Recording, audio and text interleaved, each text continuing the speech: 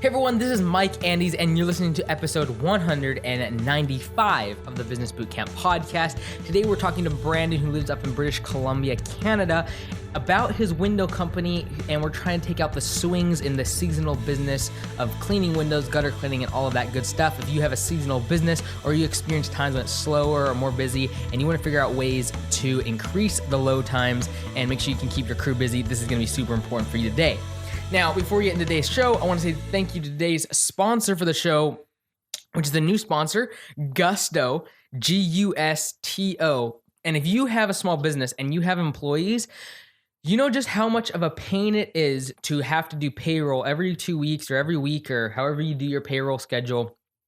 All of the taxes, L&I, you got workers' compensation, you got Medicare, Medicaid, you got just the federal taxes, all those different things that you have to take out of their paycheck, and it's all regulated. And if you do it wrong, you can get in big trouble by the IRS and the Department of Revenue. And so this is why we've got the sponsor today. It's gusto.com/bootcamp. Everyone is allowed to get a free month of trying this out. So all you'll have to do is enter your employee information, and it will do all the work for you. Enter the hours in every single pay period. It pumps out the check that you need to pay them. It does the automatic deposits. It does basically everything. Gives you your W-2 at the end of the year, keeps track of time off for your employees, does benefits, all of that. We're going to dig in really deep and then over the next 4 or 5 weeks as far as what are some of the benefits of Gusto. But if you have a small business and you want to try out their software, I'd highly encourage you to do so. It's $39 a month and then just a flat fee for each employee, just a few bucks. And so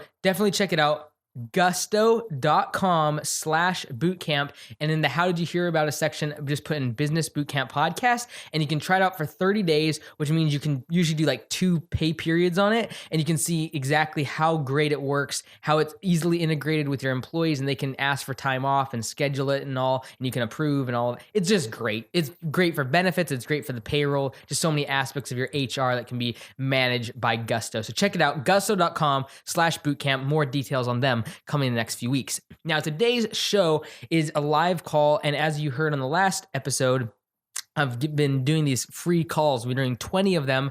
We're about halfway through right now, and I've been recording some of them, and we'll play a couple of them the next few weeks here. Of these live calls, I'm doing 20 minutes on the phone, and we're doing it for 20 different callers, and people have been emailing in just with one sentence of how I can help them. For 20 minutes, they get a phone call. So this is Brandon. He has a window cleaning company. They do a little bit of gutter cleaning, and he has a website, Next Level. He does window cleaning and gutters and all that stuff. But like you'll hear me dig into that and as far as the website. But today we really get tactical as far as how to generate business the same week that you need it. So it's going to be interesting. And without any further delay, let's jump into the episode. Brandon from British Columbia, and I might have to do a little bit of narrating at the beginning because it was kind of bad audio, but we'll jump right into it. Here we go. So a little bit of context for you on Brandon's business. Right now, his best month is around $50,000 per month. His company is growing, but it can go much lower than even $20,000 in a slow period of the year. He has 4 employees. So just a little bit of context. Now let's go into the actual show. Have kind of ran out of loss. My pricing structure wasn't really solid and paid a little bit too much in wages. Anyways, this year we sort of spent a lot of time in the winter looking at things, and we sort of structured our company in a little bit more of the mid to higher end range in residential to try to get, more money and higher ticket. And so we've been running a lot leaner and a lot more profitable this year, which is awesome. Before I kind of used to say yes to everything. And so my close rate was like 90%, but we were running all over town and we were doing every sort of thing and learning it on the spot. And it was great. It created some good momentum, but now I'm trying to pay off some debt. So, I'm trying to run leaner. I'm trying to run more profitable. And so now we've had a great spring. And, we've had a couple $40,000 months. We had one in June, a $55,000 month, which is our busiest so far. And we're really happy with that. But that said, I got on the tools quite a bit in the spring to handle all that work. And in getting on the tools, our business is very busy in the spring. It's got like these really high peaks, and then the summer kind of really slows down, and then it's very busy in the fall again. And so I wasn't really proactively. I've hit a little bit of a wall here, where all of a sudden, like, it's getting to the end of July, and we're starting to get slow. Like, and I got these 4 employees, and I'm finding a lot of time on my hands. Mm-hmm. So I'm kind of looking at. I feel like the more, like, I'm very scared to sort of dump a bunch of bait, throw a bunch of money into the market right now when the fish aren't biting as much. Uh-huh. But I'm also, I don't want to sit around. Yeah. And the longer, I need to take some action here, because, you know, otherwise I'm just going on Facebook trying to figure out what I'm going to do, or tweaking the website, stuff that's not really bringing in work, right? Right. So I'd like to put together some sort of efficient strategy that I can use all this extra time to try to bring in more work in the slow period. And it might be a little bit too late for that. It might have been something I should have been planning earlier, and it might be a learning lesson. But that said, I'm sure there's certain things I can do that can be an efficient way of keeping somewhat of a busy schedule for these guys. It's just so weird. We're just so full out, and now it's really come down. Yeah, like, I totally know where you're coming from, because even with, you know, lawn care and landscaping, it's virtually mirroring what your pattern is during the year. Like, we have super, super busy springs and fall, and then obviously the winter we don't have very much, and then the summer it usually slows down a little bit. Like, the biggest thing for me as the business owner is making sure that, one, I fill up my winter schedule so I can keep my full-time guys at least at 20, 30 hours a week. And then during the summer, obviously still making money and being able to grow the company.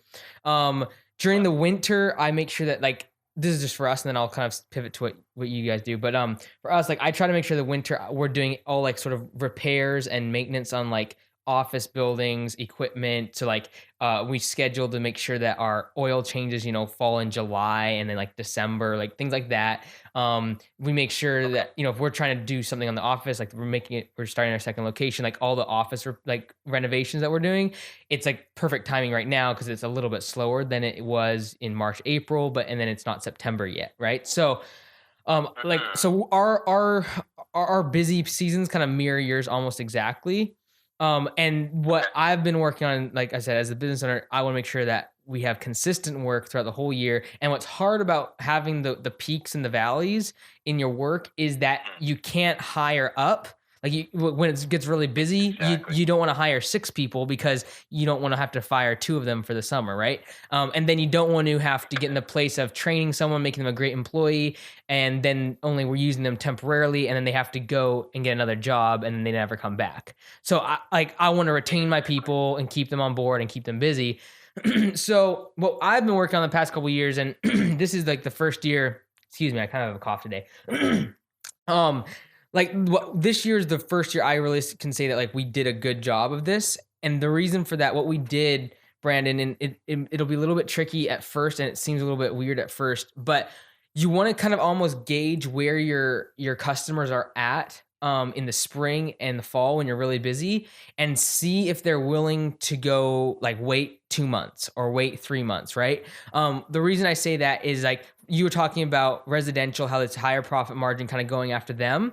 What you can do, though, like a commercial client, usually they're a little bit more lenient on when they need it done, because they're not, like, selling their house, or they're not having guests over. They just kind of need it done a couple times a year. And so commercial clients in our industry, like service industry, usually are a lot more flexible on when they want stuff done. And if you offer them incentive, like a little bit of a cheaper route to do it during the slow months, that's positive for them, positive for you. And you can schedule way out in advance. And so, like, right now we're doing this big job. It's like $70,000 job, and it's in our slowest time of the year. And I didn't want to do it back in, it was like late May, because we were booked out so far and super busy. So I said, hey, like, look, if we do it, you know, in July, August, we'll give you like 20% off. Knowing that, you know, my profit margin was 50, and, like, I could still work with it. But now I know that I can hire up, and I know that I can keep them through the summer, and then we'll hit our busy season in the fall, and I'll have plenty of people.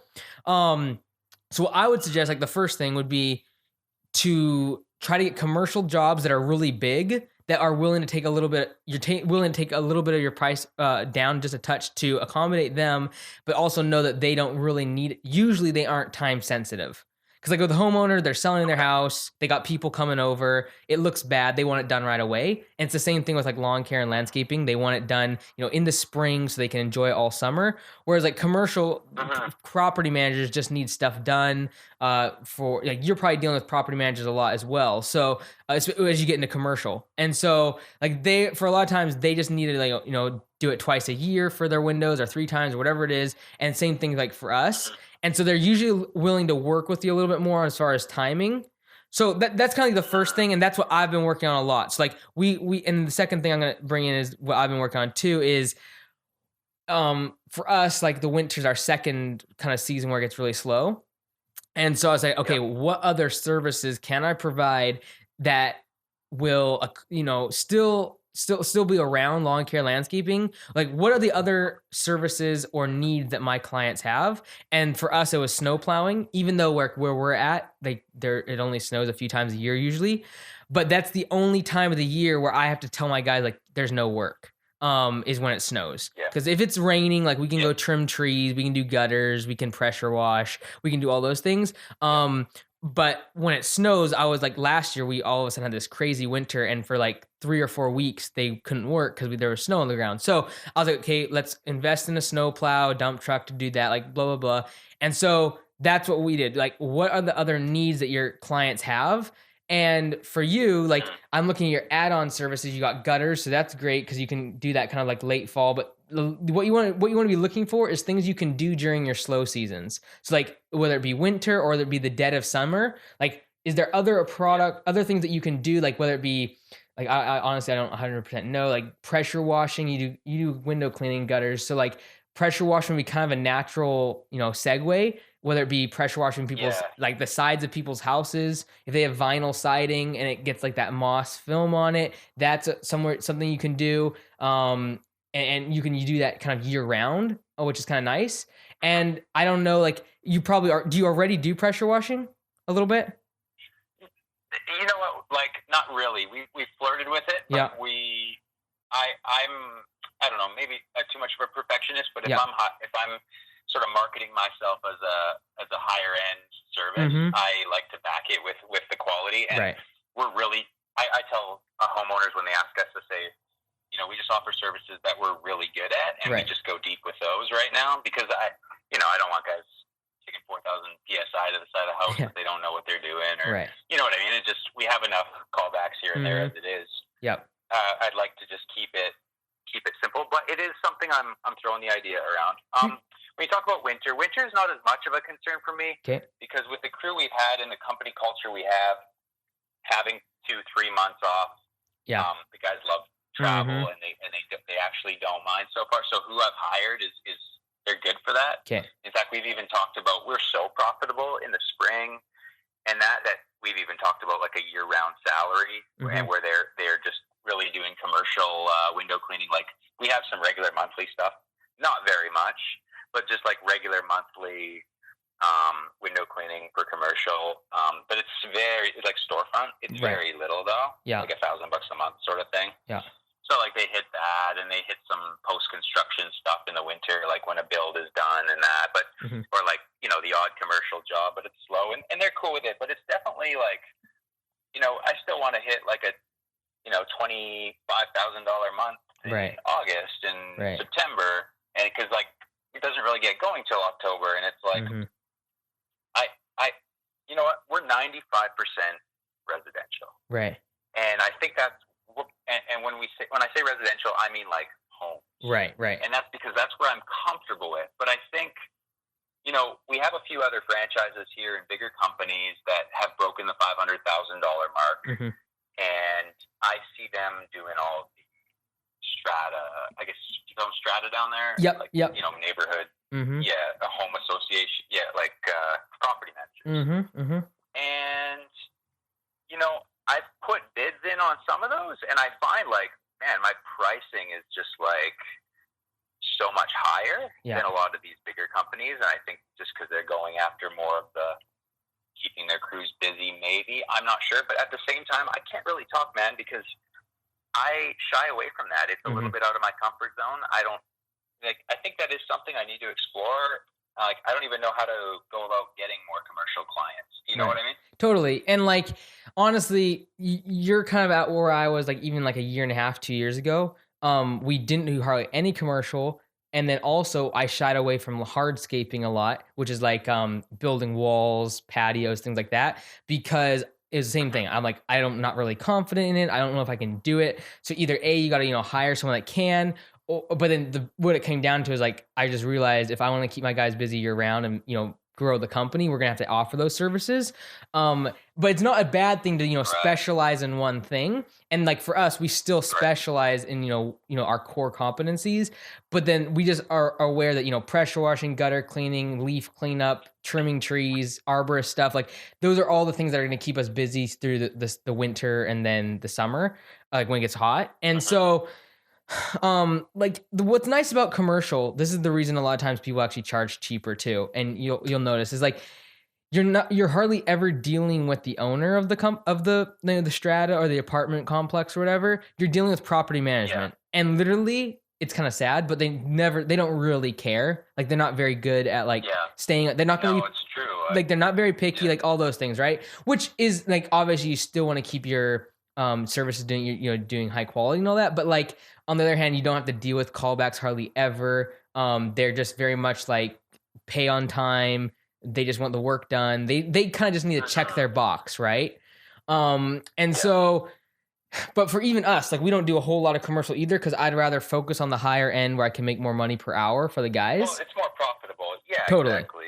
It's Y- yeah, it- it's $100 an hour compared to Mhm. $50 an hour on some of these big projects, right? Like per man hour or whatever. But the thing about Yeah. commercial is one job can almost like change your year. In that, like, if you get one contract, Mm-hmm. that's $100,000 contract, like that's huge, right? And so you're Okay. willing to kind Yeah. of like that's what happened with this. This is the biggest contract commercial we've ever done. We're gonna do it in like 2.5 weeks. It's like 70 grand. We've never done that large of a project for a commercial project. And like Hmm. if this is a residential project, it would take like twice as much management hours because I'd have to be dealing with the homeowner. I'd have to be kind of like checking True. with them consistently, or one of my managers would at least. True. And so, like with this, we sent them a contract, they signed it, sent us 50% down. We're in there for 2.5 weeks. We do everything we need to do, and we're out, right? And so, True. so I know there's like a barrier though, like to commercial, and then even to branching off into things that you're not 100% comfortable with. But like what I would ask yourself is what are the things that people are talking about when you come to their job site? What I mean by that is like when you're talking about windows with a homeowner or with a property manager, what are the other things they're saying? Like, listen for this is like when the gutter guys are done, or when the pressure washing guys are done, or when like the paint what are they called? Line painter guys are finished. Whenever they mention those other service people coming in, like kind of Hmm. like mark that in your mind and say, okay, could we offer that service? Because there's a good chance Hmm. that a lot of your other clients around the time of washing their windows are going to pressure wash. You already do gutter stuff and repairs and things like that, so that's great. But like, what other things they're thinking about during that time? And the reason I said pressure washing is because I know because I don't know if you know this, but we did Augusta cleaning services for about 6 months. I started the business the whole bit, and we did window cleaning. Okay. Yeah, we did some window cleaning and all of that. And then I stopped because like I can only charge 30 to 40 an hour before I was outbid. Whereas like with lawn landscaping, I can do like 60 to 80 bucks an hour. So it's just more scalable. Hmm. But so we stopped. However, like I just remember like even now when we do pressure washing, almost I'd say 50 to 60% of our clients are asking about the windows, and I have to refer them to someone else because I don't even want to get involved. But like because Oh, I'm really yeah. not good at Windows, and I don't want to have to train people on Windows, and I make streaks on Windows, and so like I was like, okay, we're out of this. Yeah. But Yeah. that's what I would recommend you do. Kind of like just keep your ears open to what people are mentioning and talking about, even if it's Hmm. like obviously you don't want to like become like the jack of all trades that never really masters anything. No. But on the other hand, it's Right. like, if it's slow and they're mentioning something about even like landscaping, like if you can do it and if you can get covered for it, it's super simple. Like I just go for it. As long as you're Hmm. comfortable enough with it's not super complex or anything. But I think doing It gets to that point. I know. yeah, and you'll find like a niche where like, okay, like, oh, well, yeah, we do window cleaning, gutters, but man, this pressure washing thing's taken off, and I got a bunch of contracts for like an HOA or something like that, and then all of a sudden you have like a third kind of component to your business that you never even knew about. But if you kind of venture into it, just like kind of like test it out, and it sounds like you already have, but Mhm. but like it's a tough one, I know, like kind of adding services and stuff like that. So like, if you're me Mm-hmm. right now, Mm-hmm. it's July 24th. You foresee starting to really slow down. Yeah. You're looking at August. You're going, oh crap. Okay, I'm gonna need to get work on there too. And then start of September, you're like, this could last. This Yeah. could last the next month and a half. Mm-hmm. Like what practical steps? Because I don't want to dilute my brand either. So like, I released 12.5% off all summer. Yeah. Why 12.5%? Because everybody does 10. We like to give a little bit more, right? Yeah. Threw it out there. Emailed everybody. We've been getting some jobs from that. We surprised a few people who even just call us. I give them a quote, well, we're going to go when I'm going to close it. I go, and by the way, all summer long we've just released 12.5%, and it closes it. Yeah. It's pretty good, but it's not massive. But at the same time, I don't want to be doing like 30% off and then dilute our brand, because we don't. Then you get those people that literally you just bring out people who haven't had their windows cleaned in like 8 years, and they're like, this is the time, and it's like the most brutal job ever, and they're super picky, right? But so yeah, if you're going back to that, you're me, July 24th, you have a lot of time on your hands, like say I got like all day tomorrow, like say I got nothing on the schedule and I got to get work. Yeah. What's the most efficient thing you do? Are you going, is it too late to get into commercial? Are you starting to go out and build those relationships? Are you stopping in at property manager places and asking?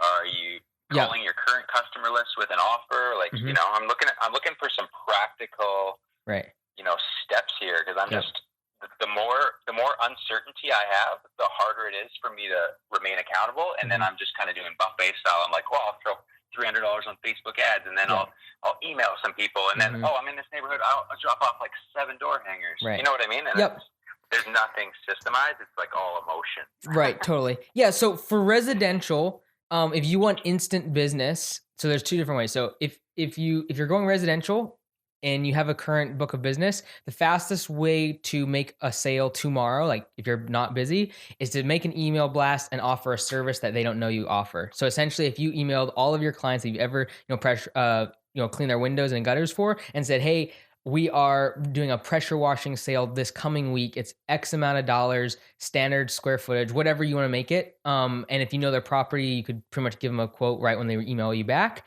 and then set it up the job.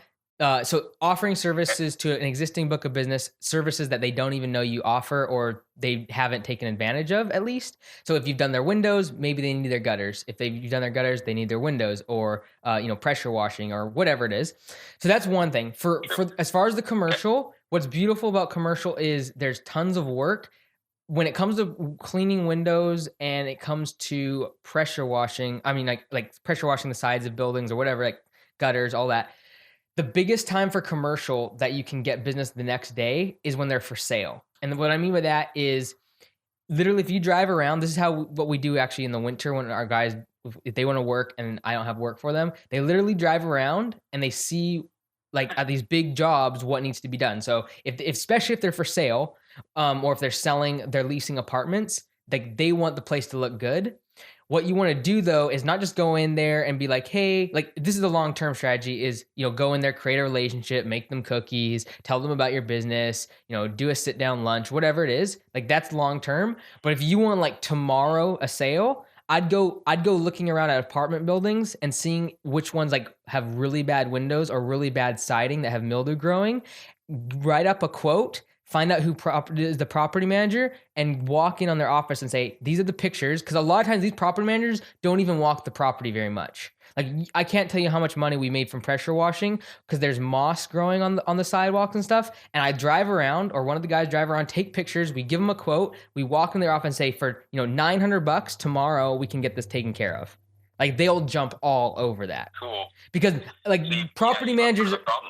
Yeah, because property managers are super lazy. Like that's the bottom line. Like they don't want to be out at the properties. Like they go there to lease, they go there to do evictions or whatever like that. But you're doing them a big service by taking pictures of the problem and saying, hey, like we went out, we're proactive and saw the issues, and we can fix them X amount of dollars. We can get it done tomorrow or like this week. And give them a solid price. Don't give them an hourly rate. Don't give them a ballpark or a range. Like tell them a price, and like you'd be amazed because they're not spending their money, right? They just want to make sure that property looks good for when two people show up. One, someone that's renting the property, whether that be a tenant or a commercial leased space, or two, it's the owner of the apartment complex or the strata or whatever that's coming in. Those are the only two people they care about. And so they're not like they're spending someone else's money, and usually they have the authority just to spend it if it needs it. And for $1,000, a $2,000, if you're trying to do windows for a sixplex, and they have an open house, like if I was you, cleaning windows for open houses, I'd be looking to see what are the open houses on this weekend.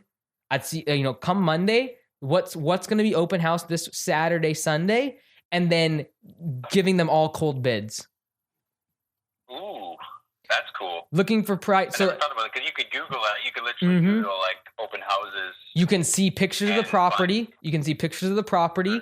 I'd be looking for ones with big windows next to the ocean that are going to have like salt on them or like lots of wind. It's a $5 million house. Like why wouldn't they spend a couple grand to get all those cleaned? Because especially in your market, like they're selling usually on their first open house. And so why not, and you can literally make the cold estimate. You could do 10 estimates in an afternoon just by searching those open houses. And if you did 10, I bet you get two people call you back or ask you a question about it, and one of them would convert. Yeah. No, that's true. That's a great idea. I've had this mentality. It's tough. This mentality that, my customers need me more than I need them. So like a lot of I put a lot of work into SEO. Right. So I like to be the one that they're calling. Right. Like, I hate like being the guy who's like, hey man, like we're in the neighborhood, we want your windows done. Right. It's like I love it when they're chasing you and you're like, we're so busy, we'll fit you in though. It's something that as we grow though, I'm seeing it's like, okay, wow, you got to put your pride down here, Brandon. You got to go after it because it's not going to just. $1 million revenue is not going to come to you, right? You got to be very proactive. Let me change your mind. Let me change your mindset a little bit on that. When you call a property manager and tell them there's an issue on their property that they don't know about, you're doing them a service.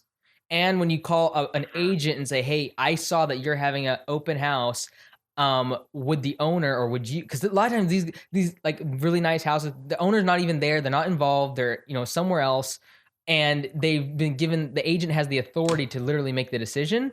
And you're doing them a service by recognizing the need and offering them value in that. Like you're not offering the value as much as like the actual cleaning part. You're offering that person value in the fact they didn't have to go there, they didn't have to see the problem. You saw it for them, and then you created a really easy solution. Like the open house one, it's gonna be kind of hit and miss because you don't know if those windows are really clean or not. Like based upon the pictures, they're always gonna look great, right? They're gonna Photoshop stuff out. They're gonna make it look. I can drive by. Our city is not massive, man. I could drive around this, But it's a numbers game too, though, right? Because like if you go online, you could knock these out. Like for the open house things, you can knock those out fast. And there's a good chance that people want windows cleaned anyways before, and like you just kind of take the gamble and run a numbers game. But for those larger like strata jobs or apartment buildings or like pressure washing siding that's like that has that green film growing, those are great for drive-bys. Take a couple pictures, walk in the office, say, hey, I was looking for the property manager of XYZ address, and then they are gonna come out. You're gonna say, hey, I just took some pictures over there. There's some siding. I was just wondering if you want me to take care of that. I can get it on my schedule this week. It'll cost X amount of dollars. And that conversion will be like literally 30-40% of the people that you do that on. I think if you did the cold kind of emails to the agents for the open houses, you'd probably get a lot less, like 5-10%, but it's all volume, right? Like you could pump those out like crazy. Yeah, no, it's true. And if anything, I mean, you're building a relationship with the agent. Exactly, because you don't know if they have another open house the week after that you haven't seen, or one of their clients, and now you have a relationship with real estate agents. I think would be your biggest friend, honestly. Like people are willing to pay money. Like this is what we found is like people are willing to pay crazy amounts of money to make their landscaping look good before they sell their house. Like I can upsell them on anything. They are very like price elastic, like they'll take it. If it's all about timing, right? Like I just need this done right away. We need to put the house on the market. I think real estate agents, especially if you want to focus more on residential, for you, that's actually even more interesting than even property managers. Like, because real estate agents, especially in your market right now, it's like lots of listings, lots of activity. And people are willing to pay. Like, we've just found like $2,000 is kind of the hot spot for us. We go into real estate agents and say, hey, for $2,000, we can do X, Y, and Z. And, whether it be new bark, pulling weeds, trimming a few bushes, blowing things off, cleaning up the leaves. And they're just like, go for it. $2,000, no problem. On a $5,000, $600,000 house, that's they can get $5,000 of equity increased, or like the offer gets increased more because the place looks better. Yeah, and I like going to the actual property, because I was thinking, I mean, do you go to the real estate office and go right in there and start to, I don't know. It's like I said, this is new. This is new to me. I don't want to say I'm not that guy, but I know. Something that I know what you're saying. I need to get better at. Yeah. So absolutely. Cool, man. Well, hey man, congratulations. Awesome. 40 to 50 grand is not pennies. Like, that's good for window cleaning. Like, you got a solid business there. So congratulations. Yeah, no, for sure. Thank you, man. I appreciate that. It's a work in progress. Awesome. Anything else that anything else actionable I can kind of give you before we hang up here? That's pretty much it. I would just say just best strategy to get commercial, play the long game, take action. Like, you're like, Brandon, go take action. I don't want to drive. I just get so wrapped up in driving around looking at buildings and being like, oh, I should go talk. Yeah. Like, what do you do for yourself to remain accountable? Do you build yourself out a list and then go try to hit a certain amount per day, or? Yeah, if I was you and you're going for it's a volume game, I'd be doing as much as you can online, really. And especially if you're not comfortable right now, if you're not comfortable right now walking to an office or walking into an open house or the face-to-face stuff, that's fine. Like, you'll grow into it. You'll realize as you do the cold emails and things, that you are doing them a service if they're a property manager or a real estate agent. But at first, I'd do volume. I'd just stay online, kind of staying volume online. Yeah, what you feel comfortable with. You can get plenty of pictures. If they have a $10 million view, spending $2,000 to clean their windows for a couple of days is nothing. So if you have that mentality and have the mentality that you're offering them, the agent, a really good service by making sure their windows are clean before their open house, that kind of try to keep that mindset. But I know where you're coming from. You'll get more comfortable as you get the sales. And this is the thing too, you'll try a bunch of stuff, like the open house thing might not work, but then you go to the property managers and they just love you, or you go to the real estate meetups and they love you. So you never know what's going to work. You just kind of keep working and grinding it out. Just don't get stuck in one thing. And whether it be driving around into buildings or writing a list out, don't get stuck in one thing, doing it too long if it's not working. Just be willing to be okay, that didn't work. Let's move on. If the open house thing online, if you do 100 of those that are coming up in the next few weeks and nothing comes back, all right, that didn't work. Let's go on the next thing. I'm not into let's try it for a year. I'm let's see what works. Jump in, go 100% once you find something. Because I think it's going to be one of those few things. One, it's going to be property managers and you're doing them a service there. Two, it's going to be real estate agents. You go to their meetups, they have them all the time, whether it be at Remax or one of these other companies where they have meetups. You get in with them and you build a relationship there. Or three, it's going to be this open house thing where you can do it online and really do a lot of scale volume. And one of those three things I think will click for you. I'd just try each one over the course of the next 6 to 7, 8 weeks that are a little bit slower for you, and then just go all in on the one that works. Oh, dude, that's gold, because that's you can be the convenient guy too, right? In the busy season, you can't do that. You might be booked out 3 weeks, but now you're hey, I got to eat an open house Friday. I got it. You're very convenient. Pay credit card online, boom. And then I do too, you're not. The cost is quite low. It's not you're spending $3,000 on an EDM campaign and it misses. Nobody cares right now because they're all on holidays or whatever. Totally. So, no, that's cool. I appreciate that, man. Thank you. All right, Brandon. Well, you have a good one, and then you're pretty close to where I'm at, aren't you? Because are you in Abbotsford? Yeah, I'm 4 hours from you. I'm I'm close to. I'm in Kelowna. Valley. Gotcha. So, yes. Yeah, so you're it's pretty close to the border. I think about 4